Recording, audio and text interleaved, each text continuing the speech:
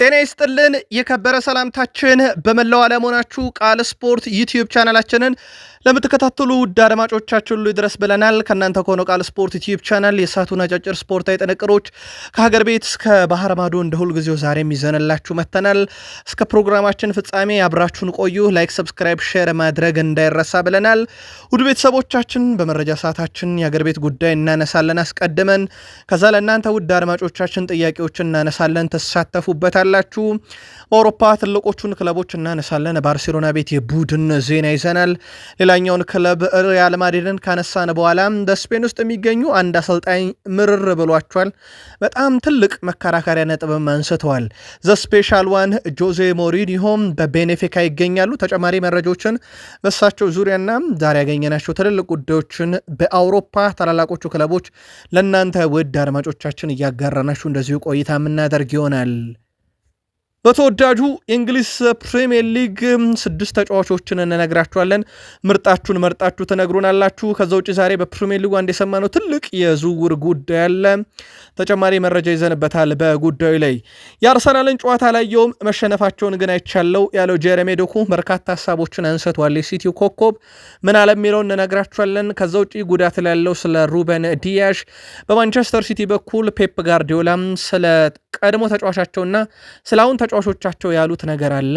ያሉትን ጨምሮ ለእናንተ ውድ አድማጮቻችን በሲቲ መረጃ እናጋራችኋለን። ቼልሲ በሳምንቱ ትልቅ ጨዋታ ይጠብቋል። ከዛ ጋር እየዘን ተጨማሪ መረጃ እናነሳለን። ረጅም ጊዜ ጉዳት ላይ የነበረው ሮሚዮ ላቪያ ተመልሷል። በርካቶች ወደ ልምምድ የተመለሱለት ቼልሲ በዝውውር መስኮት ውስጥ እንዴት ያለ እንቅስቃሴ ያደርጋል የሚለውን ጨምሮ እንነግራችኋለን። የቼልሲም ደጋፊዎች እንደ ሁልጊዜው ምርጫችሁን ቃል ስፖርት ዩቲዩብ ቻናል አድርጉ ብለናል። ሊቨርፑል ጉዳት በሐዘን ምክንያት ከቡድን ውጭ የሆኑ ተጫዋቾችን ጨምሮ ለመሆኑ እነማን በጨዋታው ላይ ይካፈላሉ የሚለውን መረጃ በጥቂቱ እናነሳለን። ከዛ ውጪ አርኔ ስሎትን የተመለከተ ተጨማሪ ጥንቅሮችን ይዘናል። የቀድሞ ተጫዋቻቸው ጄሚ ካራገርም የሚለውን ብሏል ያለውን እነግራችኋለን። በርካታ መረጃ ለሊቨርፑል ደጋፊዎችን ማሰናድተናል። በአርሰናል የመረጃ ሰዓታችን በቃል ስፖርት ዩቲዩብ ቻናል ዊሊያም ሳሊባ ጨምሮ የተወሰኑ ተጫዋቾች በጉዳትና በቅጣት ከጨዋታ ውጭ መሆናቸው ተረጋግጧል። ማይክል አርቴታም በጨዋታ ላይ እንግዲህ በቅጣትም በጉዳትም የማይኖሩትን አረጋግጧል። ከዛ ውጭ ተቃውሞ ለተነሳባቸው ተጫዋቾቻቸው ምላሽ ሲሰጡ ለደጋፊዎች መልእክት አስተላልፈዋል። በማንቸስተር ዩናይትድ ስለደረሰባቸው ሽንፈት ተጫዋቾቹን በተመለከተና አንድ የቀድሞ ሰው ያለው ነገር የአርሰናልም ደጋፊዎች ብስጭት አድርጓል። ገና ሁነቱ በጣም የራቀ ቢሆንም ያለው ነገር ግን ደጋፊዎቹን አልወደዱትም። ተጨማሪ መረጃዎችን እናነሳለን። ላይክ፣ ሰብስክራይብ፣ ሼር እያደረጋችሁ ቆይታችሁ ከቃል ስፖርት ዩቲዩብ ቻናል ጋር ይሁን ብለናል። በማንቸስተር ዩናይትድ የለውጡ ደጋፊዎች ከውስጥ ብቻ አይደለም ከውጭም ያሉ ቃል ስፖርት ዩቲዩብ ቻናል ይመለከተዋል ጉዳዩን። በማንቸስተር ዩናይትድ በኩል ቀጣይ ጨዋታን እንደዚሁም ደግሞ ቡድኑ በዚህ ውድድር ዓመት በውጣ ውረድ ውስጥም ቢሆን ያለፋቸውን አንዳንድ እውነቶች እናነሳለን። ማንቸስተር ዩናይትድ ቤት ተሰናባቹን ተጫዋችና ለረጅም ጊዜ ከሜዳ ያጡትን በዝውውር ጉዳይ ስማቸው ከማንቸስተር ዩናይትድ ጋር እየተያዙ ያሉ ተጫዋቾችን ጨምሮ በቃል ስፖርት ዩቲዩብ ቻናል ተጨማሪ ጥንቅሮችን ይዘናል። እስከ ፕሮግራማችን ፍጻሜ ቆዩ። ላይክ፣ ሰብስክራይብ፣ ሼር ማድረግ እንዳይረሳ።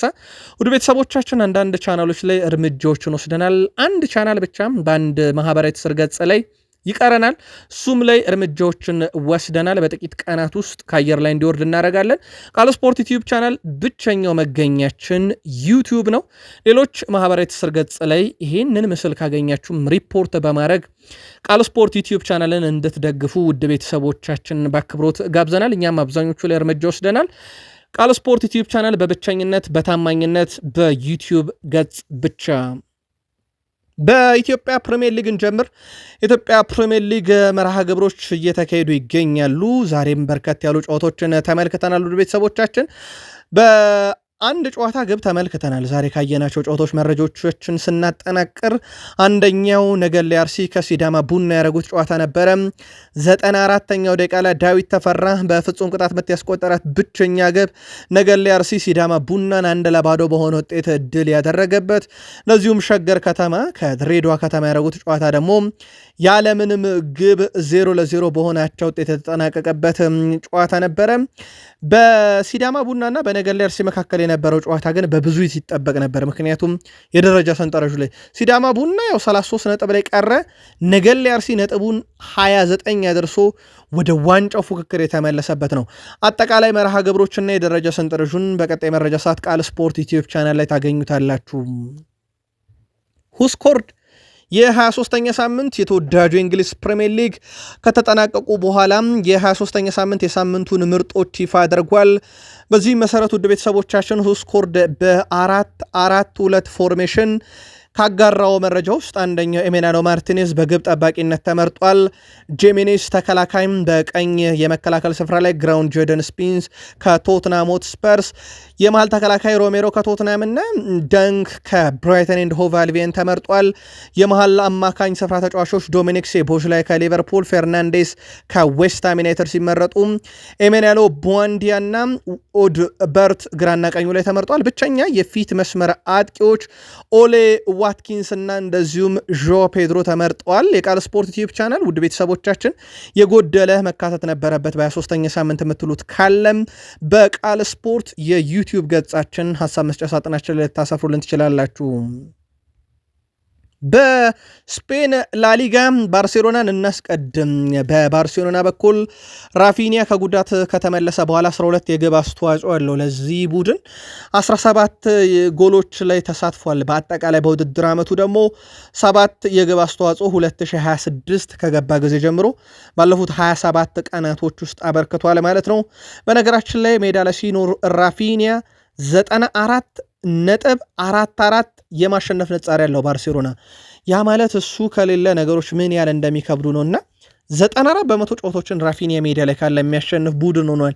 የሃንሲ ፍሊክ ቡድን ባሎንዶርን ያልተሸለመ፣ የፊፋ ምርጥ 11 ውስጥ ያልተካተተ፣ የፊፋ ምርጥ ተጫዋችም ተብሎ ያልተመረጠ፣ በባርሴሎና ቤት ግን አሁንም የቡድኑ ወሳኝ ሰው ሆኖ ቀጥሏል።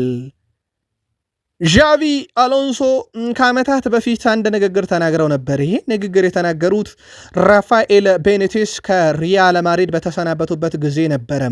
ራፋኤል ቤኒቴስ በወቅቱ ሲሰናበቱ ዣቪ አሎንሶ አንዳንድ ጊዜ በጣም ምርጥ አሰልጣኝ ትሆንና ወደ ታላቅ ክለብ ትሄዳለ፣ ነገር ግን እዛ ቤት ውስጥ ያሉ ምርጥ ተጫዋቾችን ማስተዳደር በጣም ይቸግራል። በስራ ውስጥም በጣም ከባዱ ነገር የሚሆነው በማሰልጠን እንደዚህ ከዋክብት የበዙበት ቡድን ስትሄድ እነኛን ምርጥ ተጫዋቾች ላይ ያለው ስራ ነውና በጣም አስቸጋሪ ነው ብለው ነበረ በወቅቱ። ይሄን ያሉት ለራፋኤል ቤኒቴዝ ነበር። ግን እሳቸው ለራፋኤል ቤኒቴዝ የመከሩት ምክር እሳቸው አልተገበሩትምና ከሪያል ማድሪድ እንደተሰናበቱ ይታወቃል። አንደኛው ለሰነበታቸው ምክንያት መልበሻ ክፍል ውስጥ ከከዋክብት ጋር ጸባቸው፣ ግጭታቸው የቪኒሺየስ ጁኒየር፣ ጁድ ቤሊንግሃም ጨምሮ አንደኛው ማሳያ ተደርጎ ሊወሰድ ይችላል። የቪላሪያሉ አሰልጣኝ ብስጭት ብለዋል። ማርሴሎ ነው። እሳቸው በተበሳጩበት ምክንያት ፕሪሚየር ሊጉ እታች ሻምፒዮንሺፕ የሚሳተፉና በሻምፒዮንስ ሊግ እንኳን የማይሳተፉ የፕሪሚየር ሊግ ክለቦች ከኛ ኤሮፕ ሊግ ወይም ሻምፒዮንስ ሊግ ከምንሳተፍ ክለቦች ውስጥ ተጫዋች በቀላሉ ይገዙብናል። ይሄ በጣም አሳሳቢ ነው ብሏል። እሳቸው ቃል በቃልም ይናገራሉ። በፋይናንስ ደረጃ በጣም አቅም ያላቸው የሻምፒዮንሺፕ ወይም እንግሊዝ ሻምፒዮንሺፕ ክለቦችና ከኛ ተጫዋች እየወሰዱ ነው። የኛ ክለቦች በአውሮፓ ሻምፒዮንስ ሊግ ይሳተፋሉ። ስፔን በብሔራዊ ቡድን ደረጃ በጣም ትልቅ ብሔራዊ ቡድን አላት። ከዛ እንደ ክሪስታል ፓላስ ያለ ተጫዋች በእንግሊዝ ውስጥ ለምንም የማይጫወት ሲሉ እሳቸው ያው ቀንደኛ የፕሪሚየር ሊግ ዋንጫ ተፎካካሪ አይደለም ለማለት ነው ሐሳባቸው። ግን ይመጡና በአውሮፓ ሻምፒዮንስ ሊግ ከሚሳተፍ ክለብ እንደ ጄሬሚ ፔኖን ያለ ተጫዋች በገንዘባቸው አማካኝነት ይገዙታል። ይሄ በጣም አስቸጋሪ ያደርገዋልና የኛን ሊግ ተመራጭ እንዳይሆን አድርጎብናል ብለው ፕሪሚየር ሊጉ ላይ አማረዋል። ዘ ስፔሻል ዋን ጆዜ ሞሪኒዮ ቤኔፊካ ደርሷል። እሳቸው በቤኔፊካ ህይወት የአውሮፓ መድረክ ሊከብዳቸው ይችላል ብለን በቃል ስፖርት ዩቲዩብ ቻናል መንበረ ስልጣናቸውን ሲረከቡ ነግረናችሁ ነበረ። ቤኔፊካ ካለበት ጨዋታ አንጻር በእርግጥ የከበዳቸው ሚያ ነው። በውስጥ ሊጋቸው ግን 15 ጨዋታን መርተዋል። ቤኔፊካ በእሳቸው ዘመን ከ15ቱም ጨዋታ ሽንፈት የሚባል ነገር አላስተናገደም። ዘ ስፔሻል ዋን ጆዜ ሞሪኒዮ በልደታቸው ምክንያት ከሰሞኑ ተከታታይ መረጃዎችን ከቃል ስፖርት ዩቲዩብ ቻናል እንደዚሁ ስናጋራችሁ እንደነበረ የሚዘነጋ አይደለም። ቃል ስፖርት ዩቲዩብ ቻናል በብቸኝነት በዩቲዩብ ገጽ ብቻ ይገኛል። ውድ ቤተሰቦቻችን ጥቂቶች ላይ እርምጃ ወስደናል፣ ጥቂቶች ይቀሩናል። በተለያዩ ማህበራዊ ትስስር ገጽ ከቃል ስፖርት ዩቲዩብ ቻናላችን ላይ መረጃዎችን ቆራርጠው እየወሰዱ ሲለጥፉ ተመልክተን የተወሰኑት እንዲዘጉ አድርገናል። ቀሪዎች አሉ። እናንተም የተመለከታችኋቸው ካላችሁ ሪፖርት በማድረግ እነኛን ቻናሎች በማዘጋት እንድትተባበሩን። ምክንያቱም ቃል ስፖርት ዩቲዩብ ቻናል ዓላማው የተቋቋመው የስፖርት ዜናዎችን በዩቲዩብ ገጽ ለማድረስ ብቻ ነው። ለሌሎች ዓላማዎች አንዳንዶች ሲጠቀሙበት ስለተመለከትን ቻናሎቹን እናንተም ስትመለከቱ ሪፖርት አድርጉ። አብዛኞቹን አዘግተናል፣ ጥቂት የሚቀሩ አሉ። እነሱንም በቅርቡ እርምጃ እንደሚወሰድባቸው ተነጋግረናል። ቃል ስፖርት ዩቲዩብ ቻናል በብቸኝነት በዩቲዩብ ገጽ ብቻ። ወደ ተወዳጁ የእንግሊዝ ፕሪሚየር ሊግ መረጃዎች እንሻገር። አብራችሁን ቆዩ። የእንግሊዝ ፕሪሚየር ሊግ የ23ኛ ሳምንት መርሃ ግብር የሳምንቱ ምርጥ ተጫዋች እጩዎች ይፋ ተደርገዋል። በዚህ መሰረት ፓትሪክ ዶርጉ ከማንቸስተር ዩናይትድ፣ ዱብራቫክ ከበርንሌ፣ ዊሊያን ኤስታቪዮ ከቼልሲ፣ ማቲያስ ፈርናንዴስ ከዌስትሃም ዩናይትድ፣ ኤሜራኖ ማርቲኔዝ ከአስቶን ቪላ፣ አንቶኒዮ ሴሜኔ ከማንቸስተር ሲቲ የተመረጡ የሳምንቱ 6 እጮች ናቸው። ካስተዋላችሁ ዩናይትድ እጮችን ባስመረጠባቸው አጋጣሚዎች አብዛኞቹን አሸንፏልና በርካቶችም አሁን ለዩናይትዱ ፓትሪክ ዶርጉ ቅድሚያ እየሰጡ ነው። የእናንተን በቃል ስፖርት ዩቲዩብ ቻናል ሀሳብ መስጫ ሳጥናችን ላይ ብቻ አጋሩን። ከዙር ጋር በተያያዘ አስቶን ቪላ ብራዚሊያን አማካይ ዳግላስ ሉዊዝን ለማስፈረም በቃል ደረጃ ከስምምነት መድረሳቸው ተገልጿል። አስቶን ቪላ ተጫዋቹን የመግዛት አማራጭ ባካተተ የውሰቱን ለማስፈረም ከስምምነት መድረሳቸውን ፋብሪዚዮ ሮማኖ አረጋግጧል። ቸልሲ ዳግላስ ሉዊዝን ለማስፈረም በማሰብ ላይ መሆናቸው ከዚህ በፊት ተዘግቦ እንደነበረ ይታወቃል። የ27 ዓመቱ አማካይ ዳግላስ ሉዊዝ በአሁኑ ሰዓት ከዩቬንቱስ ኖቲንግሃምን በመቀላቀል እየተጫወተ ይገኛል። በቀጣይ አስቶን ቪላን ይቀላቀላል ማለት ነው። የመግዛት አማራጭ ባካተተ የውሰት ውል ነው። በእርግጥ ላስቶን ቪላ እንግዳ የሆነ ተጫዋች አይደለም። ቪላ በቀጣይ በሚያደርጋቸው ጨዋታዎች ላይ የዚህ ተጫዋች ሚና እና ልምድ በብዙ ይጠቅማቸዋልም ተብሎ ይጠበቃል። የአርሰናልን ጨዋታ አላየሁትም፣ መሸነፋቸውን ግን አይቻለሁ ብሏል ጀረሜ ዶኩ። የማንቸስተር ሲቲው ተጫዋች ጀረሜ ዶኩ አርሰናል የተሸነፈበትን ጨዋታ አለመመልከቱን ተናግሯል። ስለ ጨዋታው የተጠየቀው ዶርጉ እውነት ለመናገር ጨዋታውን አላየሁትም፣ ነገር ግን መሸነፋቸውን አይቻለሁ ብሏል። ማንቸስተር ዩናይትድ እኛንም አሸንፎናል ያለው ዶኩ ነገር ግን ምርጥ ጨዋታ ተጫውቷል፣ ምርጥ እኛ ብቃታችን ላይ አልነበርንም፣ የተሸነፍነው እኛ ለዛ ነው ብሏል ዶርጉ። አክሎም ብዙ ጨዋታዎች አሉ፣ ራሳችን ላይ ማተኮርና ስራችንን መስራት ይጠበቅብናል ብሏል። ስለ ቡድኑም ገና ከአርሰናል ጋር እንጫወታለን፣ ስለዚህ ብዙ ነገሮች ይፈጠራሉ፣ የእነሱ ጨዋታ ላይ አላተኩርም፣ አሁንም ሙሉ ትኩረታችን በራሳችንና በእኛ ላይ ነው ብሏል። የማንቸስተር ዩናይትድ ተከታታይ ድል በአንድ ሳምንት ሲቲን ሲያሸንፉ ለአርሰናል ውለታ የሚመስል ነገር፣ ከዛ ራሱን አርሰናልን ሲያሸንፉ ደግሞ ለሲቲ ውለታ የሚመስል ነገር ነበር። እንዳልኳችሁ ግን ዩናይትድ ነው በብዙ የተረፈበት፣ ወደ ፕሪሚየር ሊጉ መሪዎችም እንዲጠጋ የሆነበት አጋጣሚ ነበር። ሩበን ዲያስ ማንቸስተር ሲቲ ከሊቨርፑል በሚያደርጉት ጨዋታ ላይ የመመለስ እድል ሊኖረው ይችላል ይላል የማንቸስተር ኢቭኒንግ ዘገባ። ተጫዋቹ ጉዳት ላይ ነው። በእርግጥ ጋርዲዮላም ተጨማሪ ሕክምና ምርመራዎች ይደረጉለታል፣ ከዛ እንወስናለን ብለዋል። በተጫዋቹ ዙሪያ ላይ ፔፕ ጋርዲዮላ ሌላ ያነሱት ቤርናንዶ ሲልቫን በተመለከተ ነው። በጣም ቀጥተኛ ተጫዋች ነው። እያንዳንዷን ማድረግ የፈለጋትን ነገር ያቃታል። በእግር ኳስ ውስጥ መጥፎ ነገሮችን ቀድሞ የሚያውቅና ለእነኛ መጥፎ ነገሮች ምላሽ ቀድሞ የሚሰጥ ነው። በጣም አስደናቂ ተጫዋች ነው። ለሁሉም ነገር መፍትሄ ያለው ብሏል እሳቸው። እሱ ሁልጊዜም ጥሩ ተጫዋች ነው። ለ9 ዓመትም በዚህ ተመልክቼዋለሁኝ። አሁን በተፈጥሯዊ ብቃቱ ላይ ይገኛል። በጣም ድንቅ ነው ብለው ወድሰውታል። የሱ ስኬትም ክለቡን ለስኬት እንዳበቃውና የሱ ምርጥ መሆን ለክለቡ ምርጥ መሆን ምክንያት እንደሆነ ተናግሯል። እሱ የምንጊዜም የኛ ምርጥ ነው ብለዋል ቤርናንዶ ሲልቫን። ሲቲዝኖችስ ይህን ተጫዋቻችሁን እንዴት ታዩታላችሁ ወይም እንዴት ትገልጹታላችሁ? ቃል ስፖርት ላይ ናችሁ፣ መልካታችሁን አጋሩን።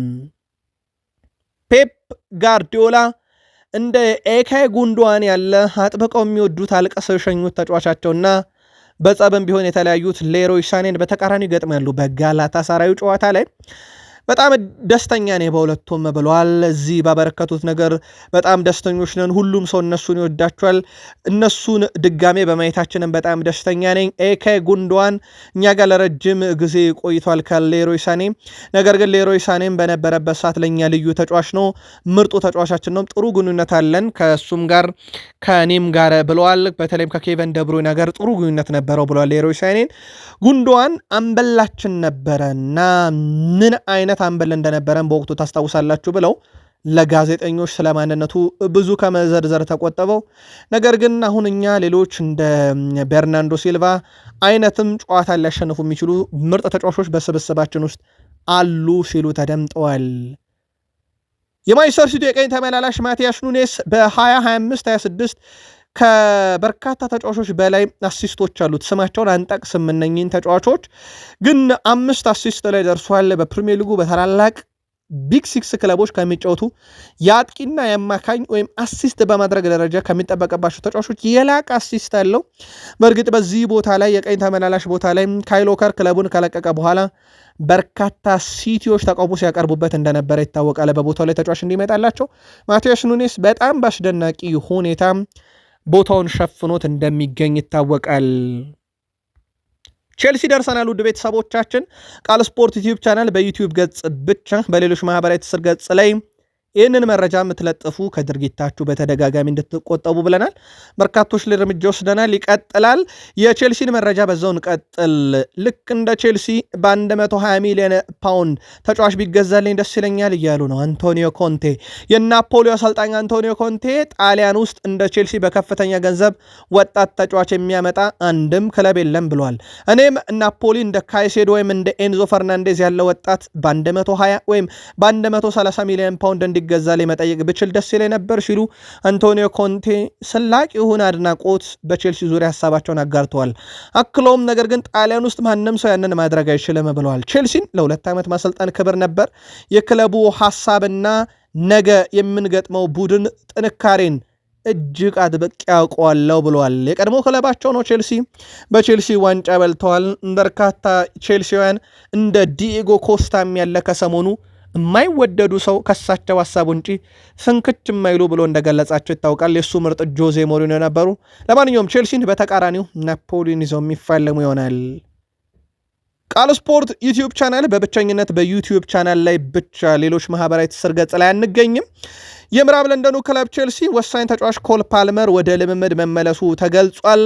ሰማዮቹ ከናፖሊ ጨዋታ በፊት በሰሩት ልምምድ ላይ ኮል ፓልመር ተሳትፏል። ኮል ፓልመር በጉዳት ምክንያት ያለፉት 2 ጨዋታዎች እንዳመለጠው ይታወቃል። ከናፖሊ ጋር በሚደረገው ጨዋታ ይገኛል ተብሎ ይታሰባል። የናፖሊ ጨዋታ ላይ ግን ይጫወት እርግጥ ባይሆንም ሮሚዮ ላቪ ያለ ተጫዋች ዛሬ ልምምድ ሲሰራ ተመልክተነዋል። በተጫዋቹ በኩል እንግዲህ የጉዳት ሁኔታው አሁን ሙሉ ለሙዝግብ ነው። እሱ መጣ ሲባል ይሄዳልና እርግጠኛ ሆኖ ለጨዋታ ብቁ ነው ለማለት አይደለም። በሚዲያ ላይ ላለ ሰው ለአሰልጣኝ ማሬስካም ችግር የነበረ አዲሱም አሰልጣኝ ሊያም ሮዘኒየር በድፍረት ይናገሩታል ተብሎ አይታሰብም። ለማንኛውም በጣም ወሳኙ ተጫዋችም በቼልሲ በኩል ከጉዳት መመለሱን ሰምተናል። የለንደኑ ክለብ ቼልሲ የፊት መስመር ተጫዋች ታሪክ ጆርጅ በዚህ ወር ለመሸጥ ማቀዱ ተገልጿል። የ19 ዓመት ተጫዋች ታሪክ ጆርጅ በዚህ ሳምንት ወዴት ማምራት እንደሚፈልግ ከውሳኔ ይደርሳል ተብሏል። ያው ፌብራሪ 3 ጀምሮ የጥር ዝውውር መስኮት እንደሚዘጋ ይታወቃል። ተጫዋቹ ለማስፈረም እንግሊዝ፣ ስፔን፣ ፖርቱጋል እና የጀርመን ክለቦች ፍላጎት አላቸው። ሰማዮቹ ከዝውውሩ ከ22 እስከ 25 ሚሊዮን ፓውንድ ይጠይቃሉ ተብሏል። ፉልሃምን ሊቀላቀል ከጫፍ ደርሶ የነበረው ይህ ተጫዋች በክረምት በወረቀት ስራ ምክንያት ነበር የቀረው። ብስጭት ብሎ ነበረ በወቅቱ። በኋላም ላይ በርካታ ቼልሲውያን ደስተኛ ነበሩ ተጫዋቹ ባለመሸጡም። ተስፋ ያደረጉበት ተጫዋች ነበረ። ግን በማሬስካም ስር እድል ያጣ በሊያም ሮዛኒየርም ስር ዋስትና ያልተሰጠው ታሪክ ጆርጅ ክለቡን በቀሩት ጥቂት ቀናቶች ለቆም አንድ የአውሮፓን ክለብ ይቀላቀላል። መረጃውን ተከታትለን በቃል ስፖርት ዩቲዩብ ቻናል ብቻ ለቼልሲ ደጋፊዎች እናጋራለን። ቼልሲ በዘንድሮ የውድድር ዓመት ምርጡ ተጫዋች ወይም የቼልሲ ቁልፍ ሰው ተብሎ በዘ አትሌቲክ ጸሐፊዎች የተመረጠው ሪስ ጄምስ እንደሆነ ትላንት ምሽት ባቀረብንላችሁ ስፖርታዊ ጥንቅር አጋርተናችሁ ነበር በቃል ስፖርት ዩቲዩብ ቻናል ላይ። ታዲያ ጄምስ 6 አሲስቶችን በማበርከት የቼልሲ ዘንድሮ ከፍተኛ አሲስት ባለቤት ነው። ጄምስ ባዮን ጌተንስ 5 አለው። ኤንዞ ፈርናንዴዝ፣ ጆ ፔድሮ ኔቶ፣ እንደዚሁም ጋርናቾ እና ሳንቶስ 4 አላቸው። ጉስቶ 3፣ ኤስታቪዮ እና እንደዚሁም ጉዌ 2 አላቸው። በጣም አስደናቂ የውድድር ዓመትን እያሳለፈ ነው አምበሉ ሪስ ጄምስ። በተለይም ከጉዳት መጥቶ ራሱን ጠብቆ በወጥ ብቃት በቼልሲ የተገኘበት መንገድ ደግሞ ለቡድኑ በጣም ወሳኝ የሚባል ሆኖ ተመልክተነዋል።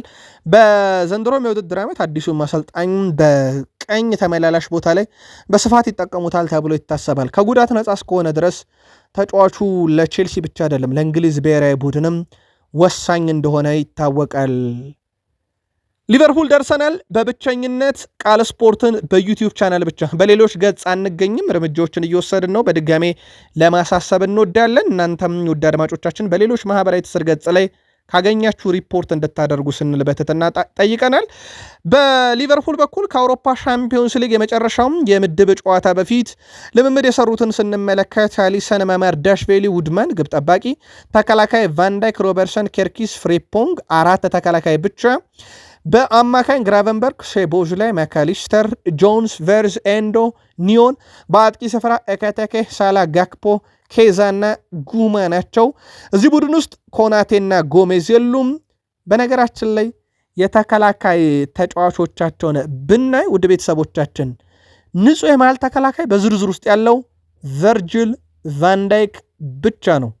ምናልባት ከሮበርትሰን ጋር ያጫምሩት ይሆን? ኬርኪዝን ወደ ግራ ፍሪፖንግን በቀኝ አድርገው የስሎት ትልቁ ፈተና ደርሷል። በአንድ የሜዳ ክፍል ላይ በርካቶችን በጉዳትና በሐዘን አጥተዋል። አርኔ ስሎት 90 ጨዋታን በሊቨርፑል መርተዋል። በመጀመሪያው 45 በመሩት ጨዋታ 75.6% የማሸነፍ ንጻሬ ነበራቸው። ከዛ በቀጣይ በመሯቸው 45 ጨዋታ ብንመለከት 46.7% ብቻ ነው። ይሄም አርኔ ስሎት በሊቨርፑል ሁለተኛ ሲዝናቸው ምን ያህል ከባድ እንደሆነባቸው አመላካች ቁጥር ተደርጎ ሊወሰድ ይችላል። ከዚህ ጋር በተያያዘም በርካቶች ሀሳባቸውን ሲያጋሩ ነበር። እንደውም የሳቸው ስንብት አሁን መምጫው ጊዜ ነው የሚል አወራራጅ ድርጅቶች ደግሞ ከቶማስ ፍራንክ እና ከአርኔ ስሎት ማን ቀድሞ ይሰናበታል የሚል ውርርዶችን ሁሉ ሲያከናውኑ እንደነበረ ዘግበንላቸዋል ከሰሞኑ። እሳቸው ግን በሊቨርፑል አሁን ባለው ሁኔታ በጥርም ዝውውር የሌለ እስከ ክረምትም እሳቸው ጋር ሊቨርፑል ሊቀጥል የሚችልበት በጣም ሰፊ እድል እንዳለ ነው ለሊቨርፑል ቅርብ የሆኑ ምንጮች እያረጋገጡ የሚገኙት። ጄሚ ካራገር በርካታ ሀሳቦችን ያነሳል። በተለይም በማህበራዊ ትስስር ገጽ ላይ የእሱ ሀሳቦች ብዙ መከራከሪያ ናቸው። ጄሚ ካራገር ለሻምፒዮንስ ሊግ ብቁ አለመሆን ለሊቨርፑል 450 ሚሊዮን ፓውንድ ወጪ እና በሊግ ውስጥ ከፍተኛውን ደሞዝ ክፍያ ግምት ውስጥ በማስገባት አስከፊ ይሆናል ብሎታል። ለሚቀጥለው የውድድር ዘመን የአውሮፓ ሻምፒዮንስ ሊግ ብቁነት መፍራት ከጀመርክ ስለ አሰልጣኙ ስራ ስንነጋገር ፍጹም የተለየ ሀሳብ ያቀረብክ ይመስለኛል። 145 ሚሊዮን ፓውንድ ካወጣህና ከፍተኛው የደሞዝ ክፍያ ካገኘ በኋላ ለሻምፒዮንስ ሊግ ለመሳተፍ ወይም ከ1 እስከ 4 ሆኖ ለመጨረስ ችግር ካለ ጥያቄ ወደ አሰልጣኙ ነው ብሏልና ጄሚ ካራገርም ጥያቄ አለን እያለ ነው የሊቨርፑሉ ሰው። እሱ የሚያነሳቸው ሀሳቦች መከራከሪያ ናቸው። ምናልባት ይሄኛው ሀሳቡስ 450 ሚሊዮን ፓውንድ በውጪ ደረጃ ነው። ከውጪ ቀሪ ግን ያው ካሰላ ነው የሸጣቸው ተጫዋቾች አሉ። ግን ካመጣቸው ተጫዋቾች ጥራት አንጻር ደግሞ እንዳይባል ካመጣቸው ወሳኞቹን በጉዳትም እንዳጣ ይታወቃል። ለማንኛውም ጄሚ ካራገር ከዚህ ሁላ በኋላ የአውሮፓ ሻምፒዮንስ ሊግ እንሳተፋለን እንሳተፍም ከሆነ ጥያቄው ግን አሰልጣኙ መታየት አለበት እያለ ነው። አርሰናል ደርሰናል። ውድ ቤተሰቦቻችን ቃል ስፖርት ዩቲዩብ ቻናል በብቸኝነት በዩቲዩብ ቻናል ብቻ ዊሊያም ሳሊባና ጁሪያን ቲምበር መጠነኛ ጉዳት እንዳጋጠማቸው አሰልጣኝ ማይክል አርቴታ አረጋግጠዋል። ይህንም ተከትሎ ከካይራት አልማቲ ጋር የሚደረግ ለአርሰናል የቅንጦትና የመርሃ ግብር ማሙያ ጨዋታ አይገኙም ተብሏል። ሁለት ተጫዋቾች በሳምንቱ መጨረሻ በሚደረገው የሊድስ ጨዋታ በጥሩ ቁመና ላይ ይመለሳሉ ተብሏል። ጣሊያናዊ ተከላካይ ሪካርዶ ካላፊዮሪ ወደ አርሰናል ልምምር ተመልሷል። ከሃቨርዝም ለልምምር ላይ ተመልክተኗል። ሌላኛው ማርል ሳልሞን ከዋናው ቡድን ጋርም እንደዚሁ ልምምድ የሰራ ተጫዋች ሆኗል። በርካታ ወጣት ተጫዋቾች እድል ያገኙበታል የተባለው ይሄ የካይራት አልማቲ ጨዋታ በአርሰናል በኩል ሙሉ ጨዋታውን የሚያሸንፉበትና አዲስ ክብረ ወሰን የሚይዙበት ካልሆነ በስተቀር የተለየ ተአምር ለአርሰናል አይኖረውምና ፕሪሚየር ሊጉ ግን በሁለት እግር አይሮጥምና ሁለቱም ሻምፒዮንስ ሊግም ፕሪሚየር ሊግም ላይ አርሰናል ሙሉ እግሩን ለፕሪሚየር ሊጉ ይቆጠባል ተብሎ ይታሰባል። በዚህኛው ሳምንት ላይ ማይክል አርቴታ አንዳንድ ጥያቄ ተነሳላቸው። ለአብነት ያክል ቡካዮ ሳካ 13 ጨዋታ ስለሆነው ግብ ስላስቆጠረ ማለት ነው እንዴት አዩት ተብሎ ሲጠየቁም አሰልጣኝ ማይክል አርቴታ ያለፉትን 200 ያደረጋቸውን ጨዋታ መለስ ብላችሁ ተመልከቱ ብለዋል። በወቅታዊ ብቃት ግን ሳካን ብዙ ጥያቄ ተነስቶበታል። ከሌጀንዶችም ጭምር ጥያቄ እንደተነሳበት ይታወቃል። ይህንንም በቃል ስፖርት ዩቲዩብ ቻናል ላይ ለእናንተ ውድ አድማጮቻችን አንስተነው እንደነበረ ይታወቃል። ሌላው ማይክል አርቴታም ደጋፊዎች በጨዋታው እንዲሳተፉ አበረታታለሁ፣ ምክንያቱም የደጋፊ ድጋፍ ወሳኝ ነው ብለዋል። ህልማችንን ለማሳካት ለረጅም ጊዜ ያጣነውን ነገር ለማግኘት ደጋፊ ቁልፍ ሚና ያላቸው የሚሉት ማይክል አርቴታ የደጋፊው ድጋፍ ለኛ ብርታት ነው ብለዋል። ለእነሱ ስንል ሁሉንም ነገር እንሰጣለን፣ በተቻለ መጠን በተሻለ መንገድ እንዘጋጃለን ብለዋል። የምንፈልገውን ለማሳካት በጣም አስፈላጊውን ጉልበት ይሰጡናልም ብለዋል አሰልጣኝ ማይክል አርቴታ በጋዜጣዊ መግለጫው ላይ።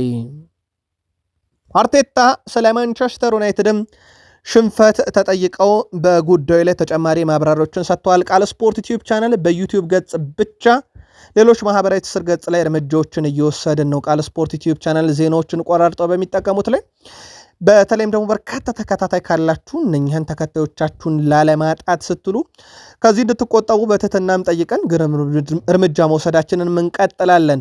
መደናገጥ አያስፈልግም ይላሉ አሰልጣኝ ማይክል አርቴታም። ከተጫዋቾች ጋር ተነጋግረናል፣ ሁኔታው መረጋጋት አለበት ብሏል። የዩናይትድን ሽንፈት በተመለከተ በቀጣዮቹ 4 ወራት ባለንበት 4 ውድድሮች እንዴት መቆጣጠር እንዳለብን አውርተናል።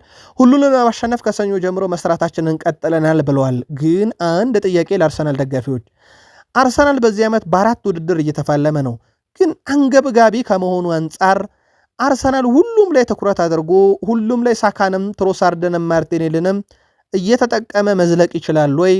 አንዳንድ ውድድሮች ትኩረታቸው ቢተውስ ምን ትላላችሁ? ምልከታችሁን ጻፉልን። ተጫዋቾች ምን ያህል ድንቅ እንደሆኑና በየቀኑ ከነሱ ጋር መስራቴ ደስተኛ መሆኔን ያውቃሉ ብሏል አሰልጣኝ ማይክል አርቴታ። በራስ መተማመን እንዲኖረን ማድረግ አለብኝ። ጊዜው የኛ ነው እናም የምንፈልገውን እንደምናሳካ ነግሬያቸዋለሁ ብለዋል። ይሄንን ኦዴጋርድም ጊዜው የኛ ነው፣ የሊጉ መሪ እኮ ነን፣ መደናገጥ አያስፈልግም ማለቱ ይታወቃል። ከዚህ ጋር በተያያዘ ግን የአርሰናል ደጋፊዎችን ብስጭት ያደረገው የፖል ስኮልስ ሐሳብ ነው። በእርግጥ ባለፉት 2 ሳምንታት ዩናይትዳውያን ብስጭት ያሉበት የቀድሞ ሌጀንዳቸው ፖል ስኮልስ አሁን ደግሞ ፊቱን ወደ ሰሜን ለንደኑ ክለብ አርሰናል አዙሮ አርሰናል ሊጉን ካሸነፈ መጥፎ ቡድን ሊጉን እንዳሸነፈ ይቆጠራል፣ አርሰናል በዚህ ዓመት መጥፎ ቡድን ነው ብሏል፣ ወይም ጥሩ ቡድን አይደለም ብሏል። አርሰናላውያን ግን ሐሳቡን አልወደዱለትም። መልከታችሁን አጋሩን። ቃል ስፖርት ዩቲዩብ ቻናል በብቸኝነት በዩቲዩብ ገጽ ላይ የናፖሊዮ አማካይ ስኮት ማክቶሚኔ ስለ አሰልጣኝ ማይክል ካሪክ እና ማንቸስተር ዩናይትድ አስተያየቱን ሰጥቷል። ካሪክ በጣም ጥሩ ሰው ነው ያለው ስኮት ማክቶሚኔ በማንቸስተር ዩናይትድ ቆይታ እርዳታ አድርጎልኛል፣ ምርጡን ሁሉ እመኝለታለሁ ብሏል። የአርሰናልና ማንቸስተር ሲቲ ድሎች አስፈላጊ መሆናቸውን የገለጸው የአሁኑ የናፖሊ ንብረት የቀድሞ የማንቸስተር ዩናይትድ ተጫዋች ማክቶሚኔ ነገር ግን አንዳንድ ጊዜ ከአነስተኛ ክለቦች ጋር የሚደረጉ ጨዋታዎች ማሸነፍ በጣም ወሳኝ ነው ብሏል። ምክንያቱም በዘላቂነት እነኛን ክለቦች ነው በተደጋጋሚ የምታገኛቸውና እነኚህ አነስተኛ ግምት የሚሰጣቸው ቡድኖች ላይ መቀጠል አለበት ብሏል። ሁለቱ ድሎች የሲቲና የአርሰናሉ ላይ የተገኘ ድል አስደናቂ ነበሩ። ያንን ማየት ለእኔ ፍጹም የተለየ ነበር። በሁሉም ጨዋታ ኮርቻለሁ። እንደዚህ እንደሚቀጥለ ማንቸስተር ዩናይትድ ተስፋ አደርጋለሁ ብሏል። ማክቶሚኔ ተገፍቶና ተከፍቶ ከዩናይትድ ከወጡ ተጫዋቾች ውስጥም ቢሆን አሁንም ግን ልቡ ከዩናይትድ ዘንድ እንዳለ የሚያረጋገጠበት ነበረ። ፉልሃም ነው ቀጣዩ ዩናይትድ ተጋጣሚ። ደግሞ በርካቶች አሁን ዩናይትድ በትክክል ይገለጣል ብለው የሚጠብቁበት ጨዋታ፣ ምክንያቱም እንደ ፉልሃም ያለ ጥቅጥቅ ብሎ ሊከላከል የሚችልና ረጅም ኳስ በብዛት ሊጠቀም የሚችል ቡድን ላይ ዩናይትድ እንዴት ድል ያደርጋል የሚለውን በርካቶች ለማየት እየጓጉ ነው። ፉልሃም ግን አይደለም አሁን እንዲህ በተነሳሳው ማንቸስተር ዩናይትድ ባለፉት 15 ዓመታት በሁሉም ውድድር ዩናይትድን ከአንድ ጨዋታ በላይ አልረታም። ፉልሃም በቀጣይ ሳምንት ለ15 ዓመታት ቅዠት ወደሆነበት ኦልትራፎርድ አቅንቶ በጣም የተነቃቀውን በማይክል ካሪክ ስር ማን ያቆመዋል የተባለውን ማንቸስተር ዩናይትድን ይገጥማል። ቃል ስፖርት ዩቲዩብ ቻናላችንም በዩቲዩብ ገጻችን ብቻ በተከታታይ መረጃ ሰዓት ለእናንተ ውድ አድማጮቻችን ጨዋታውን የተመለከተ ሰፊ ጥንቅር እናሰናዳለን። ማንቸስተር ዩናይትድ በዚህ ዓመት በሩበን አሞሪም ስር ጠንካራ የነበረው ታላላቅ ክለቦችን መርታት ነው። ለአብነት ያክል ቼልሲን እንዲሁም ሊቨርፑልን ረትተዋል።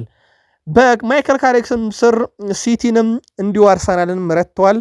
ሁለቱም አሰልጣኞች ተሰናባቹ ሩበን አሞሪም መጪውም ማይከል ካሪክም ታላቅ ክለብ ማሸነፍ ላይ ዘንድሮ ጠንከር ብለው ነው የተመለከትናቸው።